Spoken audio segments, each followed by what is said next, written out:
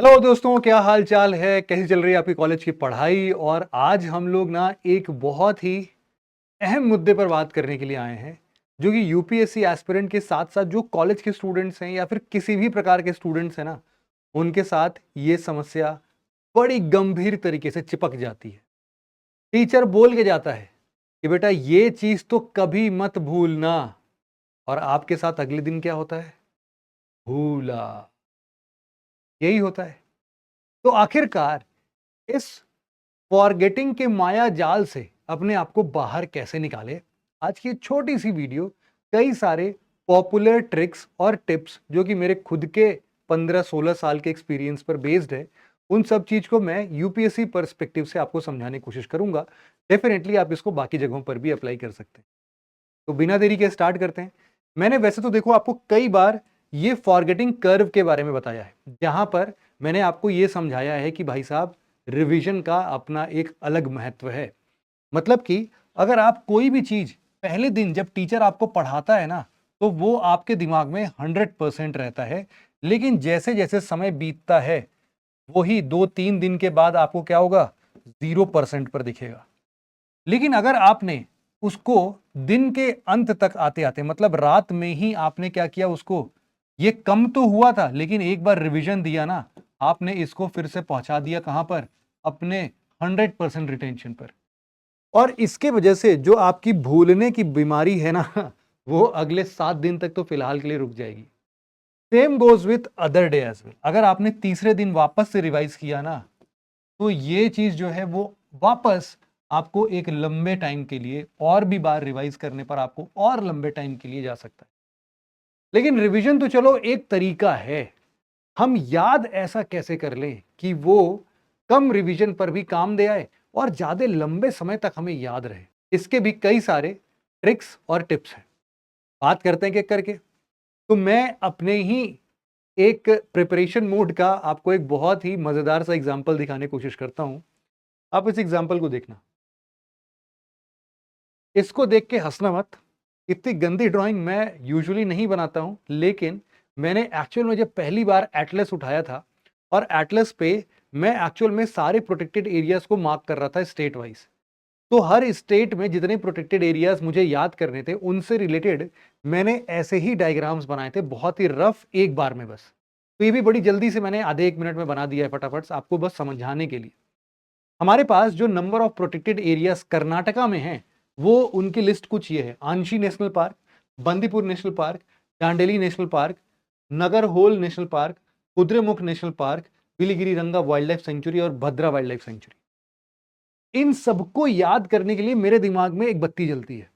और बत्ती क्या जलती है? एक पिक्चर इमेजिन कर लिया मैंने। मैंने अपनी पिक्टोग्राफिक मेमोरी को शार्प किया और एक ऐसा डायग्राम बनाया। मैं आपको, अभी मेरे साथ नहीं है, लेकिन जब ये मैं वीडियो को वापस से एडिट करूंगा तो मैं यहां पर आपको वो इमेज लगा के दिखाऊंगा, है ना? वो आप देखना इसके साथ मिलता हुआ। तो यहां पर आप देख सकते हो, ये स्टोरी कुछ ऐसी है। मैंने इसको खुद से बनाया था, 2 मिनट लगते हैं इसको बनाने में बस। ये जो आप लड़की या जिस बंदी को आप देख रहे हो, ये बंदी एक्चुअल में इसका नाम है अंशी। ठीक है? अंशी के हाथों में आप डंडा देख रहे हो, तो डंडा लेके आइए ये।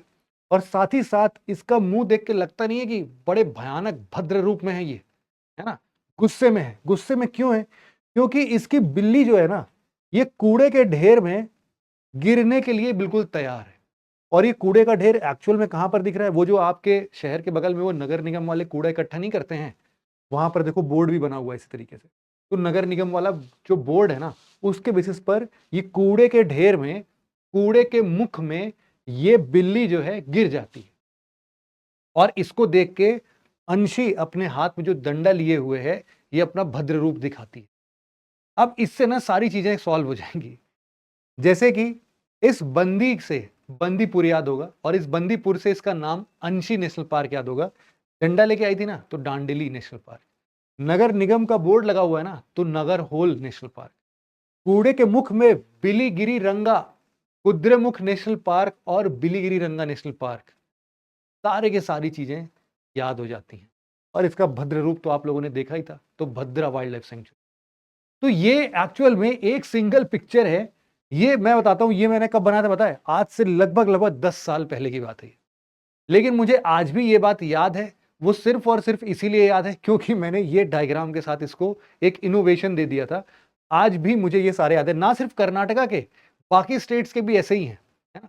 तो मैंने हर स्टेट का ऐसे कुछ ना कुछ डायग्राम बना के उसको याद करने की कोशिश की थी। अब आपकी बारी है, मैंने आपको सिर्फ एक एग्जाम्पल दिया है। तो इस प्रकार के पिक्टोरियल रिप्रेजेंटेशन के साथ आप ना बहुत सारी चीजों को याद कर सकते हो, जो कि आपके लंबे टाइम पर लॉन्ग टर्म मेमोरी में चली जाएगी। इसके लिए क्या क्या चीजें इंपॉर्टेंट हो सकती हैं?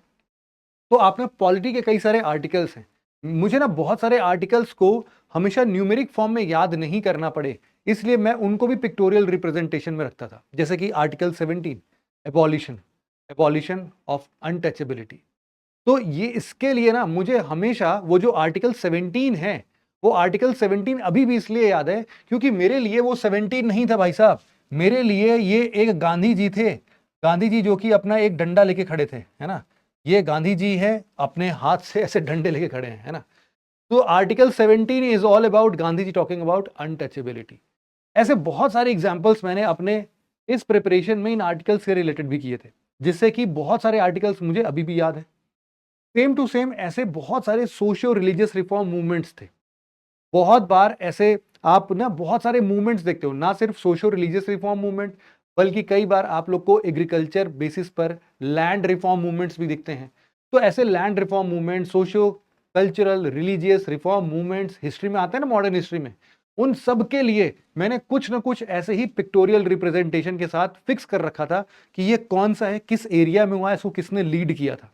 एटलीस्ट ये 2-3 चीजें मैंने हर चीज के लिए कंबाइन कर दी थी।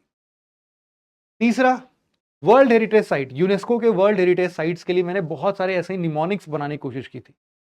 इन्वायरमेंट के प्रोटेक्टेड एरियाज के बारे में एक एग्जांपल मैंने ऑलरेडी आपको दे दिया। लेकिन याद रखना एक चीज का, इसको ना आपको ओवर कॉम्प्लेक्स नहीं करना है। कई बार लोगों को मैंने देखा है कि वो ना जब निमोनिक्स बनाते हैं तो उनका निमोनिक्स इतना सहज, इतना सरल नहीं होता है।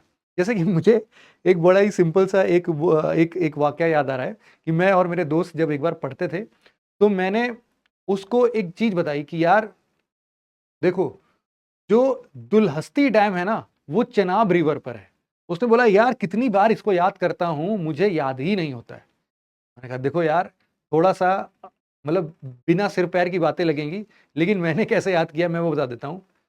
जब आप लोगों ने मूवीज में देखा होगा, सुहागरात की जब एक सीन आती है ना, तो उसमें यूजुअली जब घूंघट उठाने वाला सीन होता है, तो वहां पर, पुराने मूवीज की बात कर रहा हूं मैं, वहां पर वो क्या करते हैं, वो दुल्हन का ना ऐसे चिन पकड़ के, ऐसे ठुड्डी पकड़ के ऐसे उठाते हैं, है ना, शक्ल देखने के लिए, और दुल्हन उतने में शर्मा जाती है। यही तो होता है। तो ये ना चिन से चिनाब है, और जैसे ही ऊपर करते हैं ना, दुल्हन हंसती है। तो मैंने इसको ऐसे ही बनाया कि चेनाब रिवर के ऊपर है दुलहस्ती डैम। ये ना बहुत छोटे छोटे एग्जाम्पल्स हैं। मैंने ना ऐसे कई सारे एग्जाम्पल्स बनाए थे, कई सारे एग्जाम्पल्स, और इससे मुझे आज तक भी याद है ना, वो इसीलिए याद है कि मैं हर एक चीज को ऐसे पिक्टोरियल रिप्रेजेंटेशन में कुछ फनी इंसिडेंट्स के साथ रिलेट करके मैं उसको यूं ही रिलेट कर लेता था, जो कि काफी दिन तक मुझे याद रहते। तो इन सभी चीजों को मैं इस बेसिस पर बता रहा हूं कि यार इसमें कोई कॉन्सेप्ट नहीं लगेगा, बिना सिर पैर की बातें ही सोचनी है। जैसे कि इसमें एक और चीज आप मेंशन कर सकते हो, सस्टेनेबल डेवलपमेंट गोल। ये जो आपके टोटल सस्टेनेबल डेवलपमेंट गोल्स है ना, ये मैंने सबके सब याद कर लिए थे, सबके सब याद किए थे। कैसे याद किए थे? सबके पिक्टोरियल रिप्रेजेंटेशंस मेरे मन में बने हुए थे, अभी भी याद है मुझे। तो इन सब चीजों को देखते हुए ना आपको भी ऐसे ही इमेजिनेशन का इस्तेमाल करना है। जब आप ये करोगे तो आप लंबे टाइम तक कई सारी चीजों को याद रखोगे। इसके अलावा बहुत सारे और भी ट्रिक्स हैं, डोंट वरी। कई बार ना जब हम लोग हिस्ट्री में कोई चीज पढ़ते हैं तो हम लोग उसको एक दूसरे इवेंट के साथ रिलेट ना करके इंडिपेंडेंट इवेंट्स को याद करने की कोशिश करते हैं, जिससे कि कई बार वो चीज नहीं याद होती है। जैसे कि फॉर एग्जांपल मॉडर्न हिस्ट्री में मैं हमेशा ये एग्जांपल देता हूं, 1905 का बंगाल पार्टीशन। ये एक इवेंट है, लेकिन अगर हमने इसी इवेंट को कई सारे इवेंट्स के साथ में मिक्स करके पढ़ने की कोशिश की, जैसे कि इस टाइम पर लॉर्ड कर्जन थे, इस टाइम पर एक्सट्रीमिस्ट जो थे वो उठ रहे थे, जो मॉडरेट्स थे वो धीरे धीरे कम हो रहे थे, इसके बाद सूरत स्प्लिट इसके बाद ही बस होने वाला होगा, इसके बेसिस पर स्वदेशी मूवमेंट जो चला था, ये सब एक्चुअल में ना बंगाल पार्टीशन से रिलेटेड है। और जब मैं एक बार बंगाल पार्टीशन याद करता हूं तो मुझे ये सारे के सारे टर्म्स अपने आप याद आ जाते हैं। तो ये भी एक तरीका है कि एक पर्टिकुलर इवेंट से किसी भी लाइफ इवेंट को जोड़ देना। ऐसा भी हो सकता है। जैसे कि मान लो आपको कोई चीज याद नहीं हो रही है, जैसे कि 1992 में या फिर 2008 में कोई रिसेशन आया था। अगर आपको याद नहीं हो रहा ना कि 2008 ही था कि क्या था वो, तो आप अपने जिंदगी के 2008 में देख लो कि आप क्या कर रहे थे उस टाइम पर, और वो एक मेमोरी बनाओ। हो सकता है कि आप ना किसी दूसरे लड़की को आप चॉकलेट खिला रहे थे 2008 में, और आपने उससे याद किया कि यार वो चॉकलेट उस टाइम तो खिला दिया था लेकिन जेब में पैसे नहीं थे, और उससे रिसेशन याद कर लो।